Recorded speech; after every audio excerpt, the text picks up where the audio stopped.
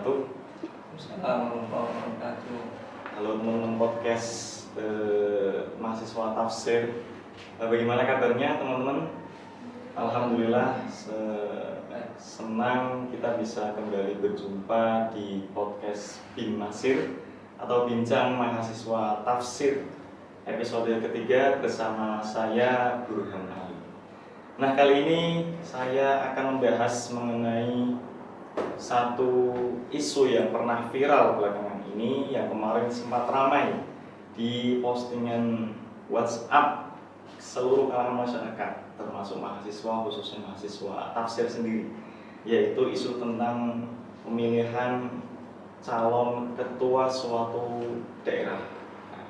Namun kali ini saya tidak sendiri, saya ditemani oleh narasumber yang luar biasa yang merupakan mahasiswa IAT sendiri, yaitu ada Mas Sofyan. Bagaimana kabarnya Mas Sofyan? Alhamdulillah baik Mas Burhan. Alhamdulillah. Ini berarti pertemuan pertama kita di podcast BIM Masir ya Mas ya? Betul, saya baru pertama kali diundang ke podcast BIM Masir. Ya, jadi narasumber kita Mas Sofyan ini merupakan mahasiswa aktif ilmu Al-Quran dan Tafsir UIN Haji Abdul Rahman Wahid, di mana beliau bertempat tinggal di Pemalang, tepatnya di Somal ya Mas ya. Riwayat pendidikan beliau dimulai dari sekolah dasar Negeri 1 Desa Sikayu, kemudian ke Madrasah Sanawiyah, Salafiyah, Syafi'iyah Proto, kemudian ke Madrasah Aliyah Kiai Haji Syafi'i Buaran, kemudian ke kampus tercinta kita UIN Haji Abdul Rahman Wahid Pekalongan.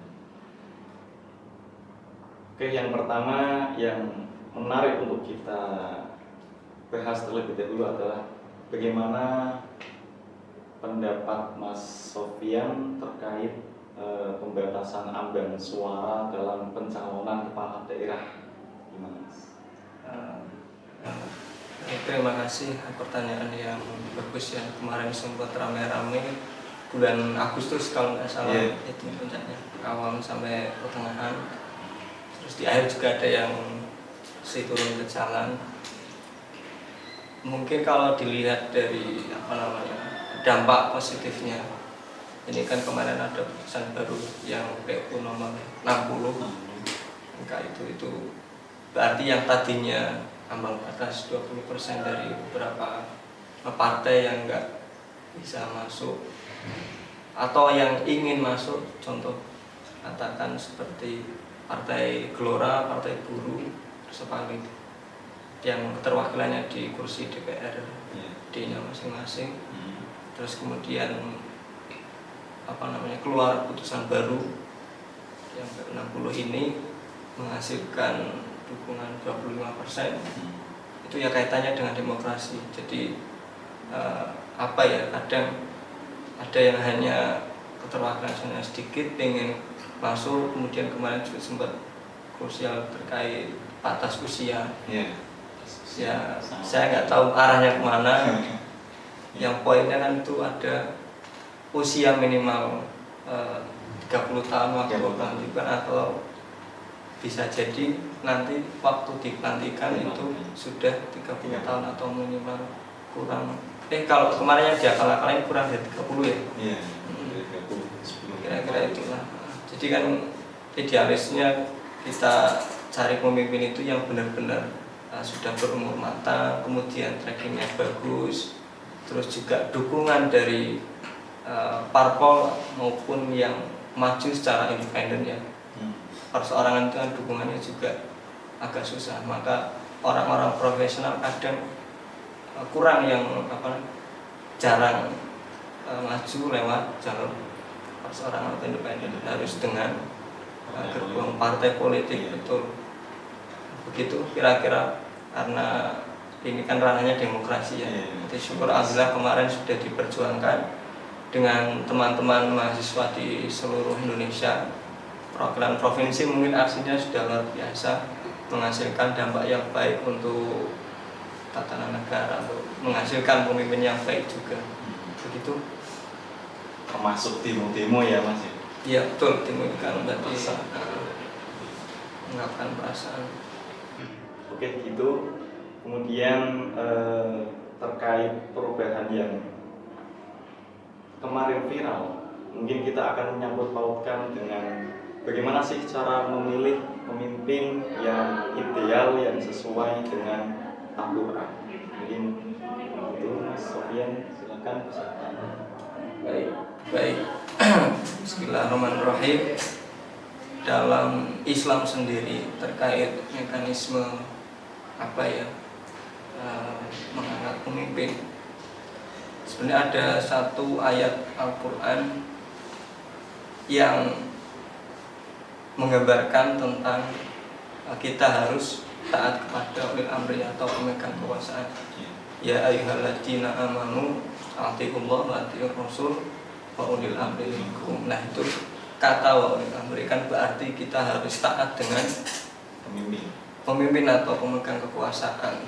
Pertama kita harus taat kepada Allah, taat kepada Rasul, kemudian taat kepada pemerintah atau pemegang kekuasaan. Dalam hal ini juga ada kaitannya dengan kaidah al-amru bisyai'i al-amru wasailih. Jadi perintah mengerjakan sesuatu itu bersamaan juga dengan mengerjakan sarannya. Di situ kan redaksinya kita diperintahkan untuk patuh terhadap pemerintah atau pemegang kekuasaan. Berarti ada kewajiban lain, yakni kewajiban atau perintah untuk membentuk atau mengangkat pemimpin. Nah, makanya dulu setelah pasca wafatnya Nabi Agung Muhammad SAW, itu kan terjadi macam-macam mekanisme. Yang dari awal itu Abu Bakar itu kan sistemnya sahabat-sahabat besar itu dikumpulkan, kemudian dimintain pendapat, kemudian dari usulan, kemudian dari suara yang terbanyak. Itu kan berarti bisa jadi itu yang kita kenal sebagai demokrasi ya. Tapi setelah itu karena kondisinya, jadi kan kondisinya waktu itu kan Nabi itu kan setelah Nabi wafat tidak ada pesan atau tidak ada petunjuk ini bagaimana yang mau melanjutkan berikutnya. Nah itu setelah Abu Bakar, maka sistemnya itu hanya melalui ditunjuk oleh Abu Bakar pindah ke Umar. Setelah Umar baru itu masuk lagi, itu kan sistemnya penunjukan Umar, jadi terus kemudian ke Utsman. Jadi Utsman ini sistemnya itu bukan tunjuk.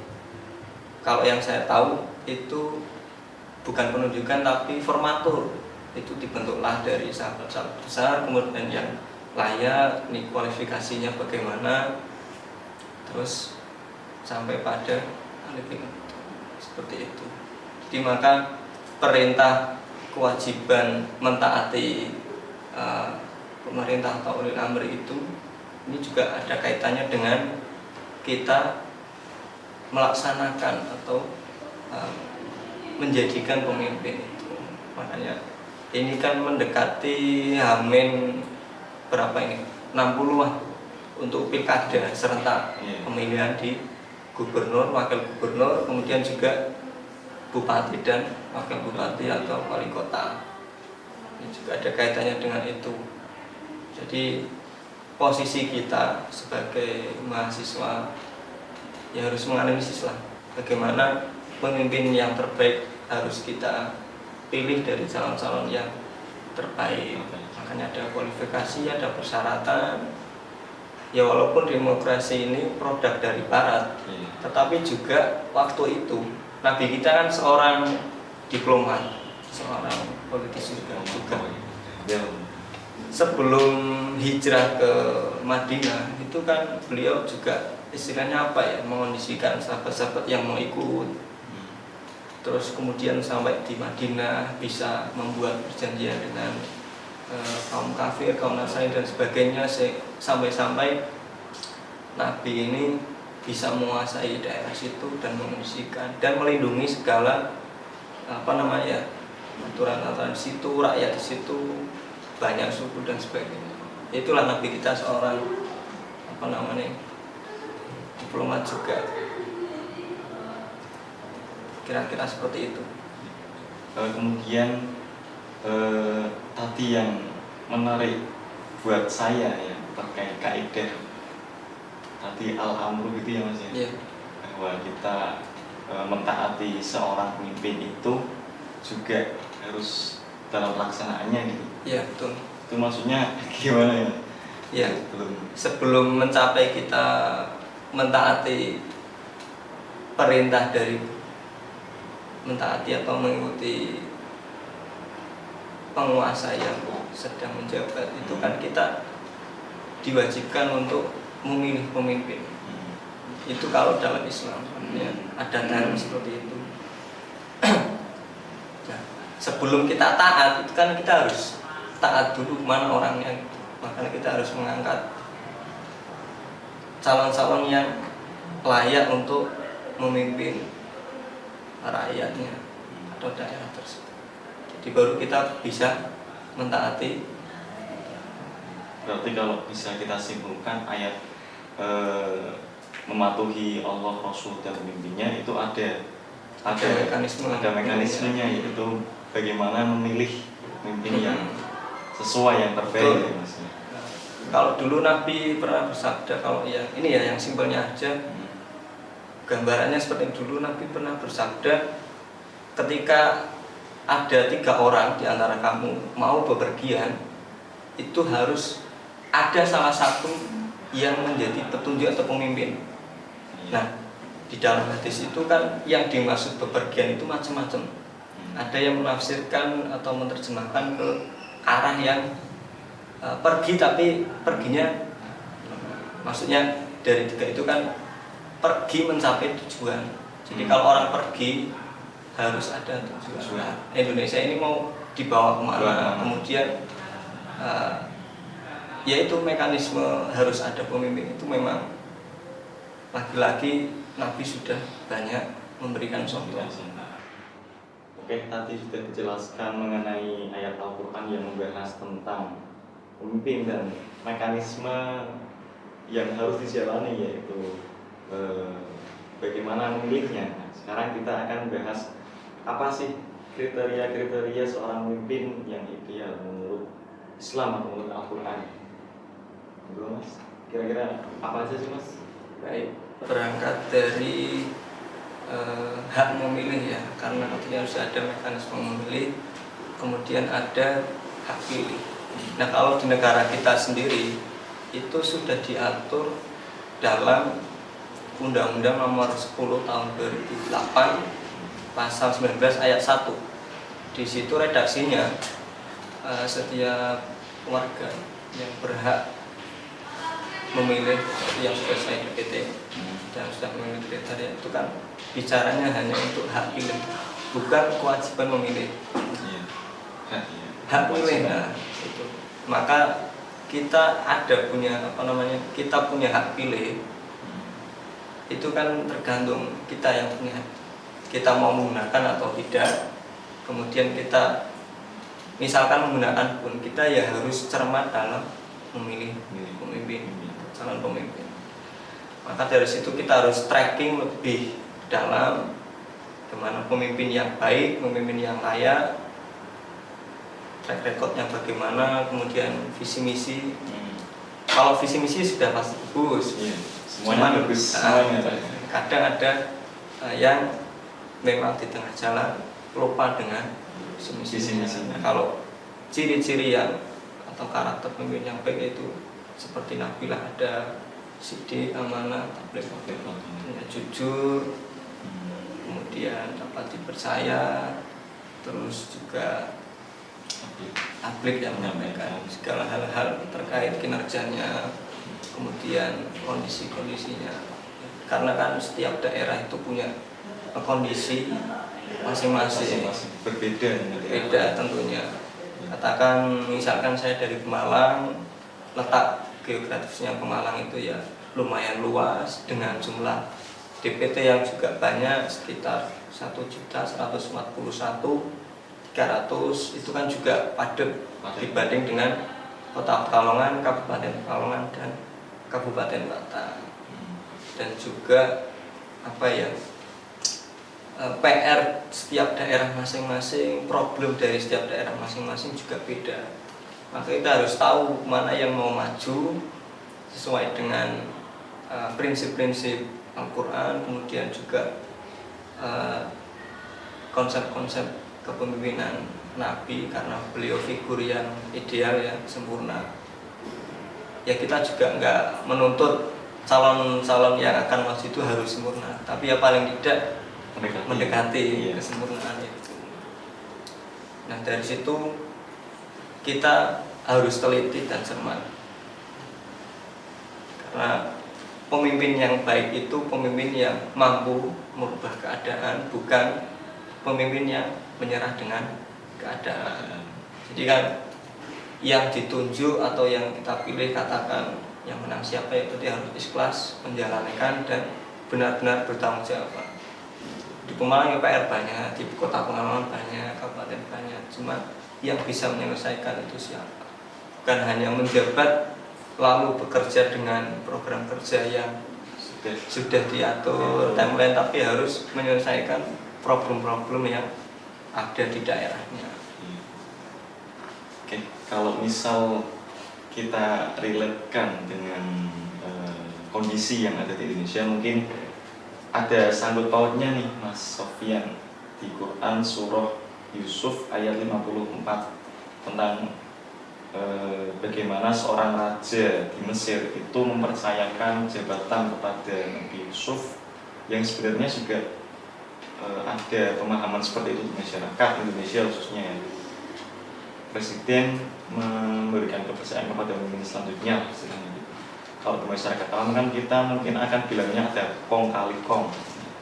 Sebenarnya kalau menurut Mas Sofyan sendiri itu harus seperti itu atau hanya sekedar opsi atau bagaimana sih Mas Sofyan? Kalau pendapat saya merespon fenomena seperti itu dikaitkan di Indonesia terutama. Kalau ceritanya yang tadi Yusuf ayat 54,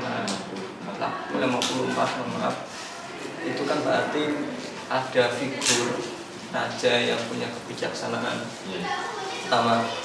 Kemudian dari cerita itu juga Nabi Yusuf ternyata terbukti tidak bersalah di penjara itu, dan seorang raja tadi juga mengagumi bahwa Nabi Yusuf ini mempunyai kemampuan atau kepandaian dalam hal menafsirkan mimpi. Nah, mungkin dari berangkat di situ sehingga dijadikan orang kepercayaannya dan kemudian diberikan posisi pada bendahara kerajaan. Itu bisa saja terjadi karena kita tidak tahu atmosfer yang terjadi di politik di Indonesia itu kan kita tidak tahu.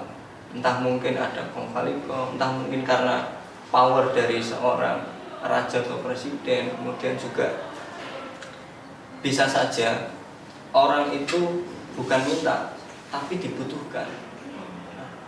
Jadi pilihannya begini, kita itu hidup ada dua pilihan, kita mau profesional atau mau berbasis. Katakan kita berbasis, kita punya relasi banyak, tapi kita tidak ada kompetensi yang masuk, tidak ada kualifikasi yang masuk, yaitu sama saja menghancurkan bidang tersebut.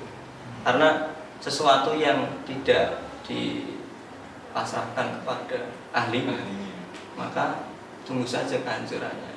Jadi begitu. Kalaupun kita punya relasi, punya berbasis, banyak punya link, kita juga harus mengimbangi dengan kita juga profesional. Begitupun profesional, kalau ya mohon maaf di Jawa ini kan kompetitornya banyak, di angka persaingnya di sini banyak. Kemarin lihat posisi CPNS aja hanya berapa, terus kemudian bersaingnya itu kan lebih ketat, kecuali di luar Jawa karena petunjuknya tidak padat dan juga mungkin SDM-nya masih kurang. Jadi katakan kita keluar di Pulau Jawa pun insya Allah bersaing itu ya agak ini ringan lah ya. agak ringan karena tidak padat penduduk, lainnya tidak banyak. Itu yang menjadi catatan. Kita nggak tahu di belakang ada pengkalikom, entah mungkin sudah ada pengaturan, entah mungkin banyak fenomena yang seperti itu bisa terjadi. Mungkin ada kedekatan, mungkin karena dia orang yang benar-benar menjaga keprofesionalnya akhirnya diangkat. Kita nggak tahu karir orang itu melejit atau karir orang akan jatuh dan sebagainya. Oke, tadi tentang bagaimana kriteria pemimpin yang ideal. Tadi saya tertarik dengan penjelasan Mas Sofyan ya terkait bahwa pemimpin itu ada yang profesional, kemudian ada yang berbasis, ada yang memang ahli di bidangnya, kemudian ada yang hanya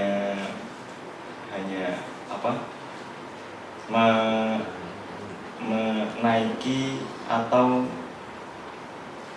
memanfaatkan orang dalam lah gitu. Nah, sebenarnya ini juga relate sebenarnya menurut saya ya menanggapi beberapa berita-berita yang banyak di kalangan artis, di kalangan komedian, di kalangan orang yang memang latar belakangnya itu bukan politikus, bukan yang di bidang pemerintahan, tapi mereka mau dan dengan santainya gitu Mas untuk maju ke bidang pemerintahan. Kalau menurut Mas Sofyan sendiri menanggapi berita seperti itu bagaimana Mas? Yang tidak sesuai dengan profesionalitas mereka. Baik, terima kasih, pertanyaan yang bagus ya, karena banyak fenomena seperti itu. Kita berangkat dari orang ya, kebanyakan orang itu terobsesi atau orientasinya terkait dengan jabatan atau posisi, itu pasti berpikirnya hanya menganggap itu sebuah aset atau sebuah fasilitas. Jadi orang tidak akan mungkin ada yang benar-benar menganggap bahwa posisi atau jabatan itu sebuah beban atau sebuah tanggung jawab. Makanya kebanyakan yang benar-benar punya semangat untuk merubah nasib rakyat, merubah nasib seseorang, dan itu juga dikaitkan dengan kepentingan. Nah, bicara kepentingan pun juga, kepentingan kan ada 3. Ada kepentingan pribadi, kepentingan kelompok, kepentingan umum. Nah, dari 3 itu harus pandai-pandai memilah mana ini yang kepentingan umum. Maka kadang ya ada yang mengutamakan hanya kepentingan pribadi atau kepentingan kelompok. Nah, yang paling baik ya ini yang umum, karena setiap setiap jabatan itu kan ada tanggung jawaban. Di dunia pun ya ada jawaban, disoroti kemudian ditanyakan bagaimana kinerjanya, apalagi nanti di akhirat terkait. Nah, lagi-lagi banyak orang yang terlalu banyak mengandalkan relasi tapi tidak punya kompetensi. Nah, banyak sekali. Di situ kan sebenarnya kadang orang yang punya basis atau punya relasi yang bagus itu ya ujung-ujungnya hanya membuat malu yang bahwa kekuatan order memang pengaruh berapa persen gitu. Tapi kan yang namanya profesional atau kompetensi kan itu juga harus ditingkatkan, skill, kemudian juga kemampuan-kemampuannya di bidangnya itu. Makanya kalau orang mau memang benar-benar memperbaiki karir, ya dua-duanya harus seimbang. Itu karena kita hidup di wilayah yang kompetitornya itu banyak, entah mungkin di bidang usaha atau di bidang birokrasi ataupun dan sebagainya. Tidak usah jauh-jauh, katakan jangan mau kerja itu kan mau kerjanya apa, kemudian melamarnya kemana, ternyata di situ ya mungkin di depan kita berkompetisi, ada tes dan sebagainya, tapi kan tetap yang punya kedekatan dengan panitia rekrutmen atau panitia yang punya usaha itu kan yang paling utamakan. Iya. Sama juga seperti kemarin ada kasus di Batang ya kalau nggak salah, ada anak seorang dewan yang juga dia dipilih sama ayahnya itu masuk ke jajaran dewan juga ya, padahal masih muda dan juga kayaknya seusia saya mas. Berapa? 23 apa 20-an kayaknya. Nah itu kan kalau dilihat secara dohirnya kan sebenarnya 20 itu kan usia-usia belum mempunyai belum matang, belum punya skill di bidang politik, pemerintahan dan sebagainya. Kalau menanggapi hal seperti itu, dan menurut dengan peran mahasiswa dalam menanggapi hal seperti itu bagaimana mas? Yaitu kita harus pandai membaca update hal terkini, menyesuaikan adaptasi. Karena orang yang pandai atau orang yang beruntung itu ya orang yang cepat adaptasi dengan perubahan, terus juga cepat mendapatkan informasi apapun. Nah itu adanya anggota dewan yang termuda ya, dengan usia yang masih 20 tahunan. Itu kan juga mungkin karena dia sudah masuk ke partai, sudah ikut kader, kemudian komposisinya di DPRD masih ada sisa satu kursi, yang kemudian juga perolehan partainya itu waktu kemarin pileg terbanyak, itu komposisi akhirnya bisa saja dapat jatah satu kursi, kemudian yang diangkat anaknya. Bisa jadi seperti itu karena komposisinya. Makanya pemilu kemarin itu lebih berpengaruh daripada pilkada. Pilkada ini kan semangatnya paling hanya kelompok-kelompok tertentu. Kalau kemarin kan dari presiden, kemudian DPR RI, kemudian DPD sampai DPRD provinsi dan kabupaten kota. Itu kan eksekutif sampai legislatif. Itu sangat berpengaruh. Katakan misalkan perolehan suara kemarin berapa persen dari jumlah DPT yang semua di daerah ini, katakan di Jawa Tengah partai merah atau partai biru punya perolehan yang besar. Kemudian kalau ketika ada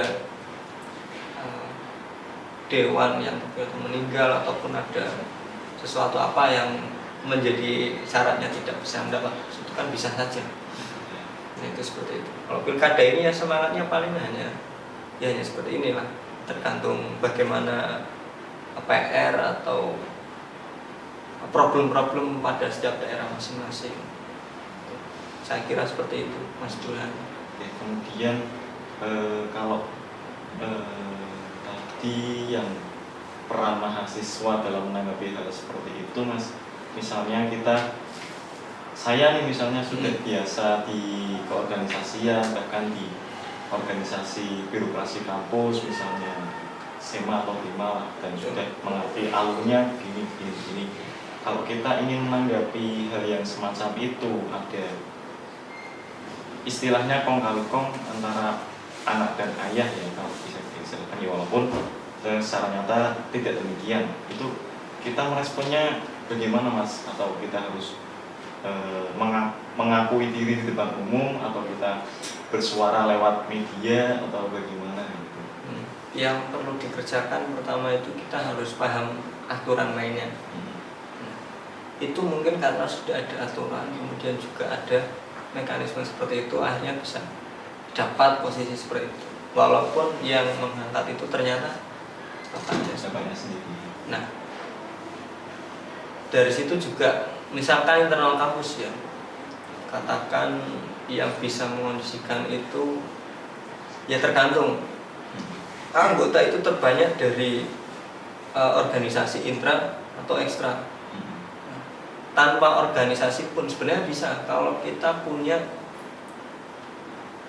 kemampuan untuk mengondisikan orang, kemudian bisa mempengaruhi orang tanpa ekstra, tanpa intra. Kita bisa misalkan masuk ke Dema ataupun Presma gitu. Nah, dengan mekanisme yang sudah diatur di DEMA itu sama SEMA kan itu ada partai-partai apalah itulah di kampus kita yang itu bisa saja mau ngusung siapa. Ya sekarang bentuk aliansi mahasiswa IAT angkatan 2023 bisa saja. Yang penting kan memenuhi persyaratan. Kalau TMS tidak memenuhi syarat, itu kan berarti tidak bisa ikut kompetisi. Maka kita harus paham aturan mainnya seperti apa. Terus kemudian ada celah di mana, kemudian juga kita bisa diingatkan kok masih itu ya berarti kita harus ada tindakan selanjutnya. Yang penting kita itu tidak benar-benar kita ini dari diri sendiri kita, dari kesadaran kita, nurani kita bahwa oh iya ini seperti ini, sudah ada aturan kenapa seperti itu. Berarti kan kita harus benar-benar menjaga idealisme kita. Seperti itu Mas Burhan. Juga saya terpikir sama daunnya Gus BH sebenarnya Mas. Iya, yang gimana itu Mas? Yang ini kita yang sebagai seorang ahli itu sebenarnya kita ini harus membranding diri sendiri. Betul. Kalau misalnya kita nggak membranding, bagaimana masyarakat tahu kapasitas kita komunitas kita? Bagus itu. Karena ya memang orang yang punya keahlian pasti akan dibutuhkan. Makanya sebenarnya kalau kita setelah selesai lulus, kita kita itu bukan berarti kita susah mencari pekerjaan atau memang lapangan pekerjaan yang sedikit. IAT ya. Katakan misalkan prospek di IAT, keluar lulus dari IAT mau kerja apa? Nah itu sebenarnya salah kalau orang berpikiran seperti itu. Yang baik bagaimana? Yang baik ya kita harus kenal diri kita sendiri, kemudian kita apa sih saya itu kemampuannya, skillnya, keahliannya, baru nanti ada yang membutuhkan. Nah kalau kita skillnya di sini terus kuliahnya beda, kan tetap yang dimakan keahliannya, bukan jurusannya di mana. Makanya banyak lulusan IAT kadang berwirausaha, buka lapangan kerja, bisnis dan sebagainya. Ya ada juga yang masuk ke birokrasi dan sebagainya. Sedikit yang sesuai prospek. Itu realitanya yang saya lihat. Katakan jiran misalkan S1 IAT mau jadi penyuluh, mau jadi tafsir pemula, mau jadi pentasnya. Kemarin kan ada posisi itu di LPMK. Itu kan punya Kemenak RI, bukan dari di Kemenak provinsi atau kabupaten. Itu posisinya ya berebut se-Indonesia. Kan kebutuhan 36. Jadi dengan bersaing dengan ribuan. Itu alatan. Dengan kualifikasi yang kadang mempersulit seseorang. Kadang kerja itu kan yang dibutuhkan sebenarnya ini, tapi persyaratannya beda, persyaratannya lebih rumit. Nah itu yang membuat lemas sebenarnya kita. Misalnya ada kita ahli di bidang tertentu tapi mau mendaftar saja pun sudah dipersulit di pendaftarannya. Nah itu kadang makin kesini kan kehidupan itu semakin berat ya, karena banyak orang, banyak pesaing, dan laki-laki peluang kerja yang masih sedikit. Nah pilihannya itu kalau kita nggak mau berbasis, kita nggak profesional, kalau nggak dua-duanya ya mohon maaf, nasibnya nggak bisa dirubah. Makanya merubah nasib kan dengan doa dan dengan usaha yang tak henti-hentinya. Seperti itu. Oke, cukup sampai sini saja podcast kita pada episode kali ini. Sampai berjumpa di podcast episode selanjutnya. Saya juga mengucapkan terima kasih kepada Mas Sofyan atas kehadirannya. Terima kasih ya Mas Sofyan. Sama-sama Mas Burhan. Terima kasih. Sekian. Assalamualaikum warahmatullahi wabarakatuh.